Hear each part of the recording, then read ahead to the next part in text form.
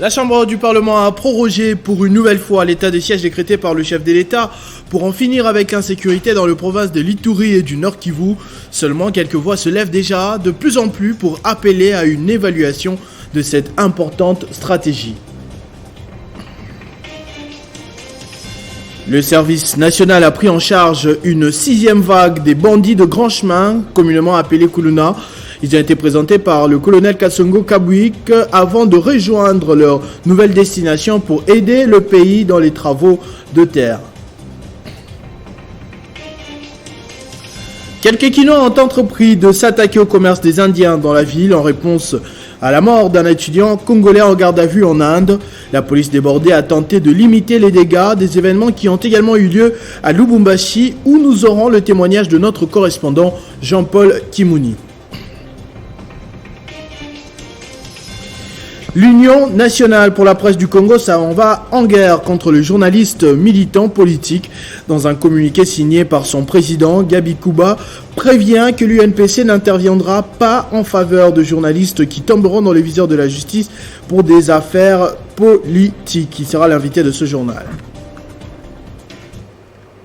Mesdames et messieurs, bonsoir. L'Assemblée nationale, après, c'est le Sénat qui vient d'autoriser pour la 5e fois la prorogation de l'état de siège dans les provinces de l'Ituri et du Nord Kivu au cours d'une plénière organisée par visioconférence ce mercredi sous la présidence de Modeste Bahati Lukwebo. 78 sénateurs sur les 80 qui ont pris part au vote ont décidé de la prorogation de l'état de siège en Ituri et dans la province du Nord Kivu. Sur 80 participants à la séance plénière d'aujourd'hui, 78 sénateurs ont voté pour. 2 sénateurs ont voté contre. Aucune abstention. Par conséquent, le Sénat adopte le projet de loi portant prorogation de l'état de siège dans les provinces de l'Ituri et du Nord Kivu. Ce projet de loi sera transmis aujourd'hui même à son Excellence, Monsieur le Président de la République, pour promulgation. Mais avant ce vote, plusieurs sénateurs ont émis le vœu de voir le gouvernement de la République faire une évaluation de l'état de siège décrété par le Président de la République depuis près de 90 jours. À ce sujet, justement, les élus des élus ont convenu d'écouter les membres du gouvernement concernés par cette question dans une commission spéciale et le rapport de la dite commission sera présenté à la prochaine plénière. Toujours en visioconférence. Signalons que selon les informations sur le terrain, les signaux encourageants sont enregistrés, même si beaucoup reste à faire. Pour la 6e fois, des Kuluna, entendez par cette expression, des bandits de grand chemin vont prendre un vol direction Kanyama-KCC dans le sud-est du pays pour la formation et la transformation avant d'intégrer le service national.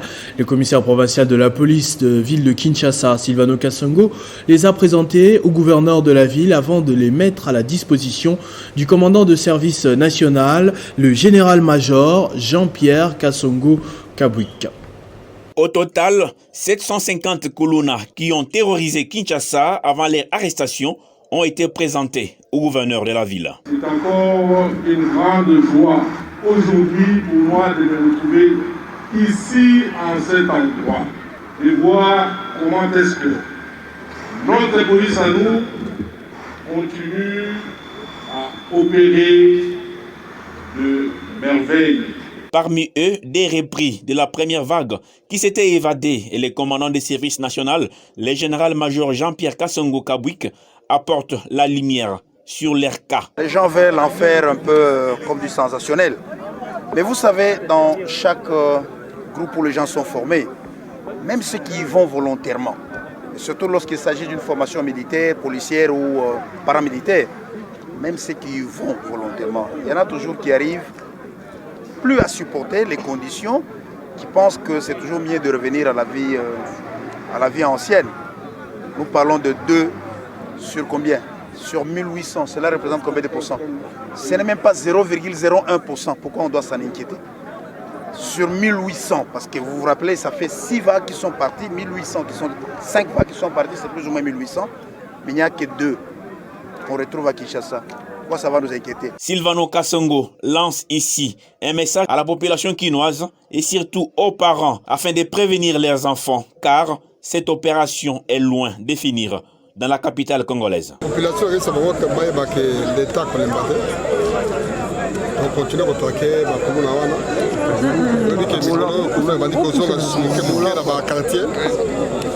c'est un quartier périphérique. Police de façon que toujours en collaboration avec le service national. Après ces groupes qui va prendre l'avion dès ce jeudi à l'aéroport international d'Indili, un autre convoi est prévu au cours de la semaine prochaine. Les commandants des services nationaux annoncent d'autres mesures non encore révélées, toujours pour lutter contre la criminalité à Kinshasa et en République démocratique du Congo. C'est ça. Les organisations de défense des droits de l'homme et même certains milieux politiques s'étaient agités pour dire qu'ils n'avaient pas confiance en ce que le service national a fait. Mais aujourd'hui, quel est le bilan? Il est largement positif. Nos enfants, parce qu'il s'agit de nos enfants, sont en train d'être encadrés. Les résultats sont positifs. Ils ont été encadrés convenablement. Du point de vue encadrement civique et patriotique, les résultats sont faramineux, sont fabuleux. Et là, nous allons passer dans la prochaine phase de la professionnalisation. Vos jeunes qui sont partis ici, que vous étiez en train d'appeler Koulouna, n'acceptent même plus ces termes de Koulouna lorsque vous les appelez comme ça SNR. Ils veulent qu'on les appelle bâtisseurs, ils sont devenus des modèles. On le redoutait depuis quelques jours. Les plus prudents avaient même momentanément scellé leurs établissements. Quelques badauds ont pillé ce mercredi des magasins appartenant à des sujets indiens à Kinshasa et à Lubumbashi. La police, qui n'a pu intervenir qu'en retard, a constaté et pu limiter les dégâts dans quelques coins de ces deux grandes villes du pays. Des événements malheureux en réponse à la mort d'un étudiant congolais dans des circonstances étranges en Inde alors qu'il était en garde à vue. Nous avons joint au téléphone notre correspondant au Katanga, Jean-Paul Kimouni, qui nous raconte le climat à Lubumbashi ce mercredi. C'est un climat un petit peu tendu, mêlé à la psychose qui a été observée ce mercredi 4 août 2021 au centre-ville commercial de Lubumbashi, dans la province du Haut-Katanga. Ce matin, les étudiants de plusieurs instituts supérieurs et universitaires ont convergé vers le centre-ville pour manifester leur colère contre le décès qu'ils qualifient d'illégal d'un étudiant congolais du nom de Joël Malou, 27 ans d'âge, à Bangalore dans le sud de l'Inde, alors qu'il était en garde à vue. Cette situation a par la suite vraiment paralysé quasiment toutes les activités commerciales de la ville. Et puis il faut dire qu'en priorité, les Indiens qui se sont sentis en insécurité pour avoir été pris pour cible des manifestants ont pris la résolution, quasiment la résolution de fermer leur commerce par peur d'assister au pillage.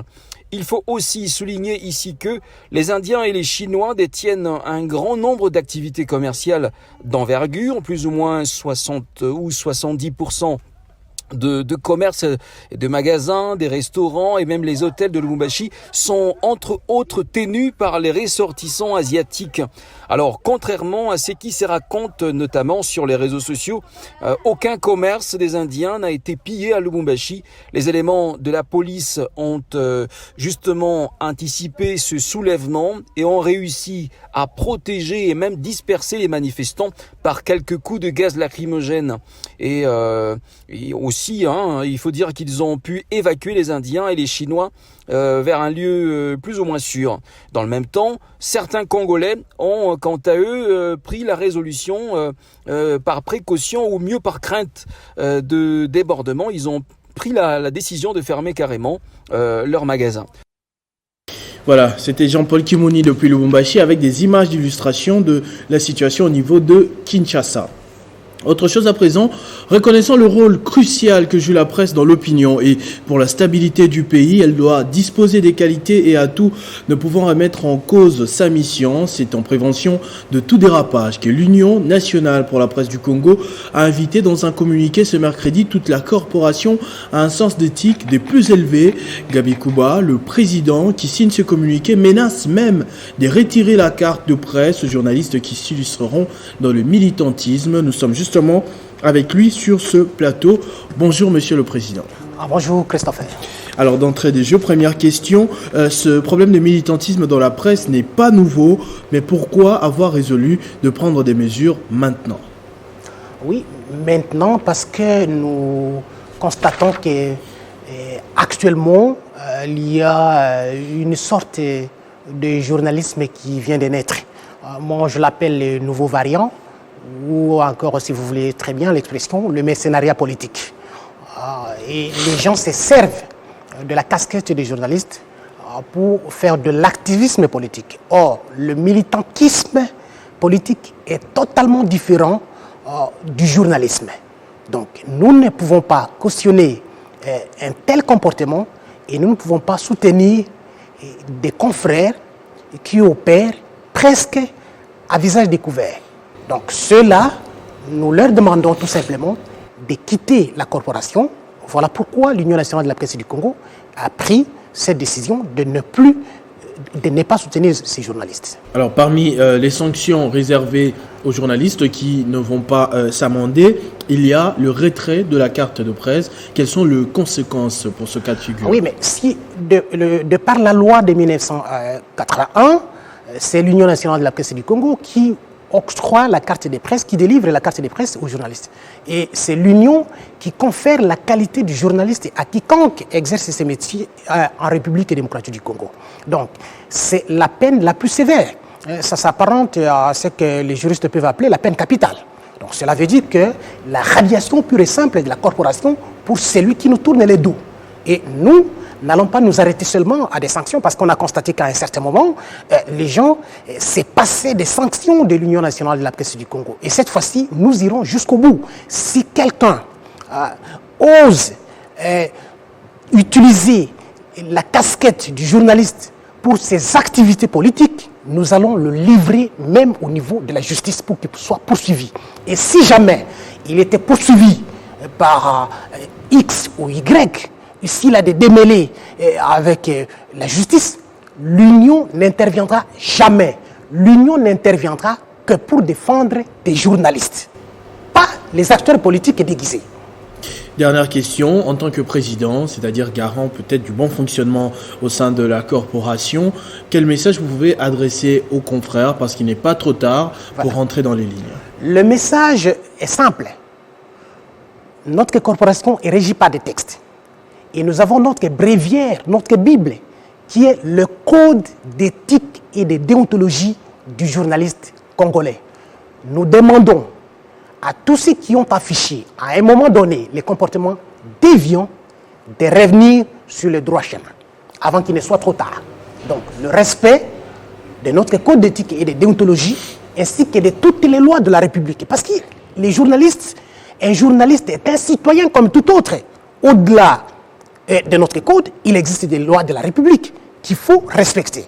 Donc, les gens ne peuvent pas se considérer comme au-dessus de la société. Sinon, c'est l'anarchie totale. Donc, c'est cette anarchie que nous devons combattre. Vous savez, il existe le phénomène mouton noir. Mais il est venu d'où? Il est venu de ces journalistes indisciplinés. Et même les moutons noirs, ils ont subi une vraie transfiguration.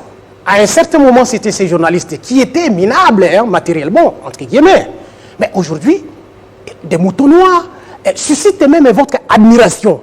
Et ils ont des moyens conséquents. Et vous avez même tendance à les imiter. Quelle est cette profession où n'importe qui peut entrer et faire n'importe quoi sans qu'il n'ait de garde-fous? C'est inacceptable. Merci beaucoup, monsieur le président. Le message est passé. C'est moi qui vous remercie.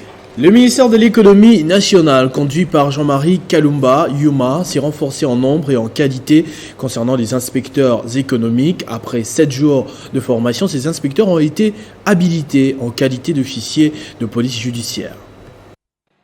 Le ministre de l'économie, Jean-Marie Kalumba Yuma, a clôturé la formation des officiers de police judiciaire à compétences restreintes. Et c'est au bout de 7 jours de leur formation dans la salle de conférence de Notre-Dame de Fatima. Ces inspecteurs du secrétariat général à l'économie nationale ont été habilités en qualité d'officiers de police judiciaire, conformément au 5e pilier du plan d'action du gouvernement relatif au renforcement du respect des lois, à l'intensification de la lutte contre la corruption et les autres antivaleurs, ainsi que la lutte contre la criminologie. Cette formation qui s'inscrit dans la vision du chef de l'État, renforce les capacités des agents et cadres du ministère de l'économie nationale pour contribuer à l'avènement d'un véritable état des droits dans notre pays.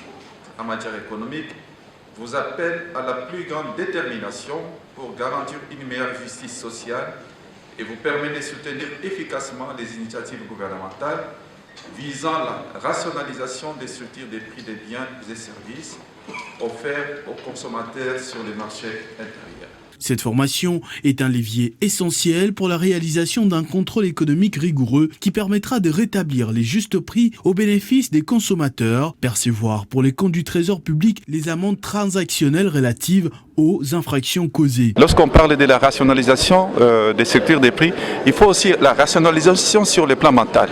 Les gens doivent voir les choses sur la même direction. C'est très très important. Ici, nous ne sommes pas venus au terrain de football. Ils sont venus apprendre. Ils ont la qualité d'OPJ aujourd'hui. Et quand on a la qualité d'OPJ, ça veut dire qu'on doit être exemplaire à la société. Ce que nous contrôlons, nous disons que ce sont des commerçants véreux, mais ceux qui contrôlent, ils ne doivent pas être des contrôleurs véreux également. Cette formation qui s'inscrit dans la vision du chef de l'État renforce la capacité des agents et cadres du ministère de l'économie nationale pour contribuer à l'avènement d'un véritable état de droit dans le pays. Le plan de retrait des groupes de la MONUSCO en République démocratique du Congo a été au centre des échanges lors du tête-à-tête entre le ministre d'État en charge du plan, Christian Mwando Simba, et les représentants de la MONUSCO conduits par Bintou Keïta. Après 22 ans d'intense activité sur le sol congolais, la MONUSCO est sur le plan de retrait définitif. Un plan de transition pour le retrait de la MONUSCO de la République démocratique du Congo a été élaboré après d'intenses travaux qui ont réuni les experts du gouvernement, de la MONUSCO et autres partenaires. Ce plan est coordonné par le Premier ministre et le ministre du Plan est chargé de son élaboration au nom du gouvernement. Le ministre d'État en charge du plan, Christian Mwando Simba, a, en présence du vice-ministre, reçu Bintou Keïta, représentant du secrétaire général de la MONUSCO en RDC, qui était accompagné du représentant spécial adjoint pour quelques réglages de ce plan qui sera présenté sous peu au prochain Conseil de sécurité. Nous étions là aujourd'hui en train de régler les dernières étapes à franchir pour que ce travail soit le reflet d'un vrai dialogue entre la République démocratique du Congo et les Nations Unies dans sa composante totale, mais aussi que l'on puisse aller vers une étape où la société civile sera consultée et les autres partenaires aussi au développement seront consultés. Bintou Keïta ne s'est pas empêché de féliciter le ministre d'État en charge du plan, Christian Mwando, pour la qualité du travail abattu. Pendant plusieurs semaines, des équipes à la fois de la partie gouvernementale et de la partie des Nations Unies ont travaillé d'arrache-pied. Et donc c'est de voir la meilleure façon d'articuler ça. Et comme je disais, encore une fois, pour moi, j'ai fait ce genre d'exercice dans beaucoup de pays. Et je dois dire qu'ici, je vous dis chapeau et je vous remercie. Après 22 ans d'activité en République démocratique du Congo, ce plan va déterminer le processus de retrait de la MONUSCO du territoire national jusqu'à son départ définitif.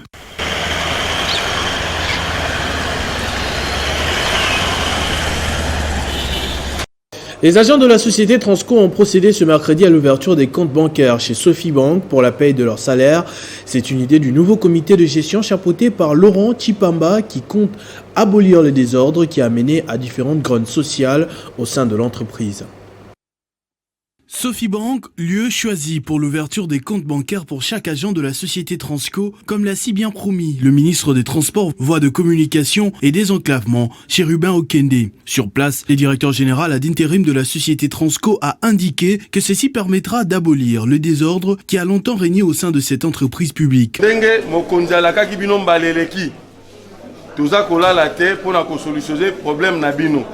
Ndenge alobaki na bino tokotika ata na nyongo na bino ya infranté.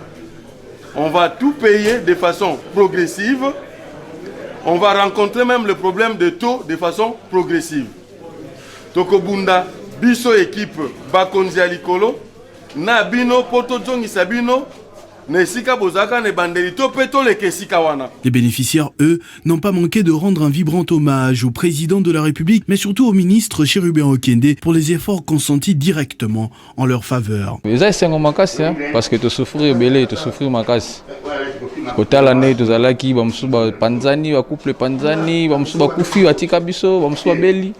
Mais les lots quand même, c'est un makasi. Oui, l'espoir est là. Avec le nouveau DG, on voit que ça va. Premièrement, nous remercions nos Konzamboka pour s'intégrer d'abord dans l'Ikambu. Parce que Badongolomi Soubazaki est belé. Au Balinga baby sa vision un chef de l'État. Parce que le slogan chef de l'État, c'est les peuples d'abord. Les peuples ont des biso, n'a pas autre chose qui est au Mananzela. Mais ce qui est au nazo futamate, mais Moutoanzela, nous avons la possibilité à remémaïter. Pour rappel, le ministre des Transports, Voies des Communications et Désenclavement a signé un arrêté nommant le nouveau comité intérimaire de la société Transco, après un mouvement de grève déclenché par les agents qui réclamaient le paiement de leur arriéré de salaire d'à peu près 8 mois. La province du Lualaba abritera incessamment la semaine congolaise du tourisme. En prévision de ces assises, le gouverneur intérimaire Fifi Masuka a accordé une audience à la délégation du ministre national du tourisme, conduite par son directeur de cabinet adjoint, Jésus Noël Cheke. En marge de l'organisation de la première édition de la Semaine du tourisme congolais qui se tiendra au Lualaba, une équipe du ministère national du tourisme séjourne à Kolwezi. La délégation du directeur de cabinet adjoint du ministre national du tourisme, accompagnée du ministre provincial du tourisme Alain Kantenga, a été reçue par le gouverneur intérimaire. Jésus Noël Cheke a fait part à Fifi Masuka Saini les motivations ayant concouru au choix du Lualaba. Pour lui, cette province doit mettre en exergue son potentiel touristique pour lui permettre de reprendre ses lettres de noblesse dans le domaine. Et la rencontre de ces jours, il était question de pouvoir transmettre officiellement à son Excellence Madame le Gouverneur les dossiers d'organisation. En fait, la province du Lualaba est co-organisatrice de cette semaine congolaise du tourisme avec le ministère national du tourisme, une semaine qui est placée sous le haut patronage de son Excellence Monsieur le Président de la République, Félix Antoine Tshisekedi Tshilombo.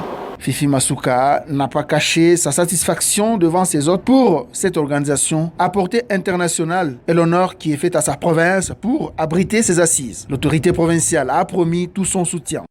Une réaction très positive. Nous avons trouvé une porte déjà ouverte et une autorité avertie parce qu'elle nous a non seulement donné des conseils pour réussir cette organisation internationale, mais aussi nous a rassuré de l'engagement et de l'implication totale de la province pour que cette grande messe touristique soit une réussite totale. Bien avant de rencontrer la première citoyenne du Lualaba, la délégation était tôt le matin au cabinet du ministre provincial du tourisme, Alain Kantenga. Pour la première fois de son histoire, la cité frontalière de Kamanyola dispose d'un bureau de la Caisse nationale d'épargne du Congo, un bureau qui vient essuyer les larmes aux yeux des habitants qui parcouraient des longues distances pour avoir une banque afin d'épargner. C'est le directeur provincial Kingombe Godefroy qui a présidé la cérémonie en présence des autorités locales.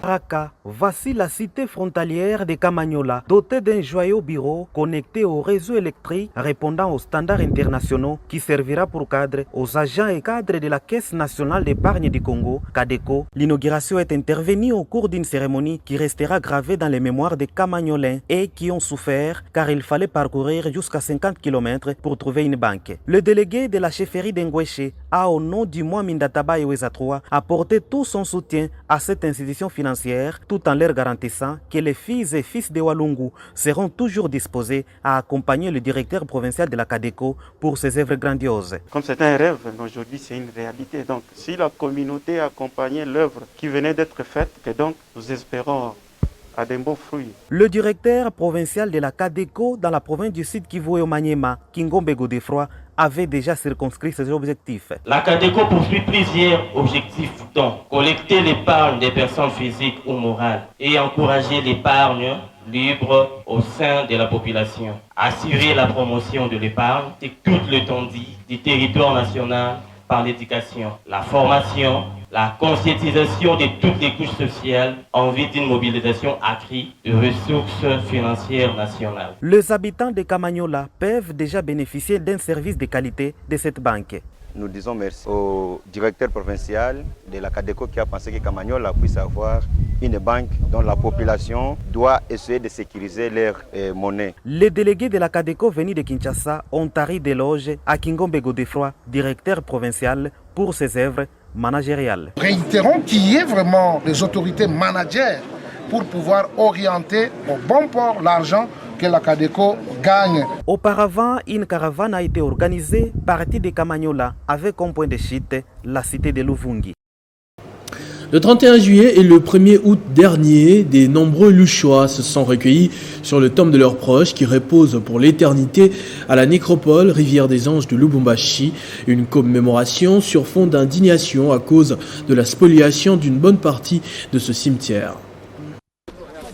Pour de nombreux visiteurs ayant fait le déplacement en ce 1er août 2021 ici à Kassangiri pour le recueillement, les autorités tant nationales que provinciales doivent s'impliquer pour rétablir à ce cimetière sa superficie de 10 000 mètres carrés, dont le 3/4 est spolié à ce jour. J'ai entendu cela et j'ai vu à la télé, mais je suis contre.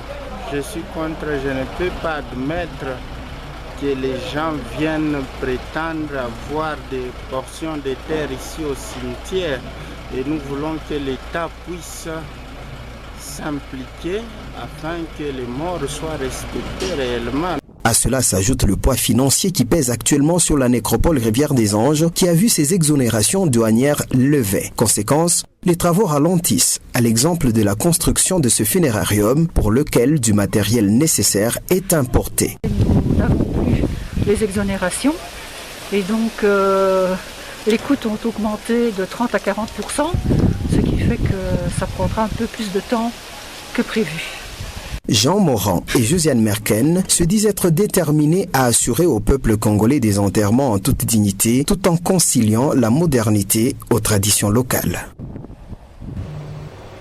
Avant de boucler ce journal, prenons exceptionnellement ce message de vœux de son Excellence, Madame le gouverneur intérimaire du Lualaba, au Premier ministre Jean-Michel Sama Lukonde à l'occasion de l'anniversaire de sa naissance. Excellence, Monsieur le Premier ministre et chef du gouvernement, en ce jour du 4 août qui rappelle votre anniversaire, votre arrivée dans le monde, je me joins à votre famille, aux membres du gouvernement central et aux nombreux citoyens congolais pour vous souhaiter un joyeux anniversaire. Que l'Éternel Dieu vous accorde encore longévité, plus de force et de sagesse pour remplir avec loyauté vos lourdes tâches, votre lourde mission à la tête du gouvernement de notre pays, sous la vision éclairée du président de la République et chef de l'État, Félix-Antoine Tshisekedi, communiqué signé son Excellence Ifimasuka Saini, gouverneur ad interim du Lualaba. Ce journal est terminé, je vous en rappelle tout de suite les principaux titres. La Chambre haute du Parlement a prorogé pour une nouvelle fois l'état de siège décrété par le chef de l'État pour en finir avec l'insécurité dans les provinces de l'Ituri et du Nord Kivu. Seulement des voix se lèvent de plus en plus pour appeler à une évaluation de cette importante stratégie. Le service national a pris en charge une 6e vague des bandits de grand chemin, communément appelés Kuluna. Ils ont été présentés par le général-major Kasongo Kabouik avant de rejoindre leur nouvelle destination pour aider le pays dans les travaux de terre. Quelques Quinois ont entrepris de s'attaquer au commerce des Indiens dans la ville en réponse à la mort d'un étudiant congolais en garde à vue en Inde. La police débordée a tenté de limiter les dégâts des événements qui ont également eu lieu à Lubumbashi. Nous étions en contact avec notre correspondant dans ce journal, Jean-Paul Kimoni. L'Union nationale pour la presse du Congo s'en va en guerre contre les journalistes militants. Dans un communiqué signé par son président Gabi Kuba, prévient que l'UNPC n'interviendra plus en faveur de journalistes qui tomberont dans les viseurs de la justice pour de cas de militantisme politique. À tous et à toutes, merci de votre attention soutenue. Merci à l'équipe technique qui a contribué à la réussite de cette édition. Vivez heureux, vivez sans temps.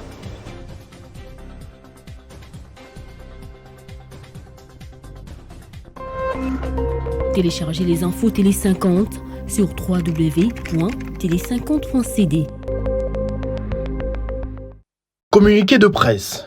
Le conseil d'administration de la Caisse nationale de sécurité sociale, CNSS en sigle, informe tous les locataires de ces appartements, villas, bureaux et magasins rédevables de plus de 3 mois de loyer que conformément aux dispositions contractuelles, un délai de 15 jours allant du lundi 9 au lundi 23 août leur est accordé pour régulariser leur situation locative en procédant au paiement de tous les arriérés de loyer accumulés. Passé ce délai, conformément aux dispositions contractuelles en la matière, la CNSS sera dans l'obligation de résilier le contrat des locataires insolvables et de récupérer ces unités locatives occupées.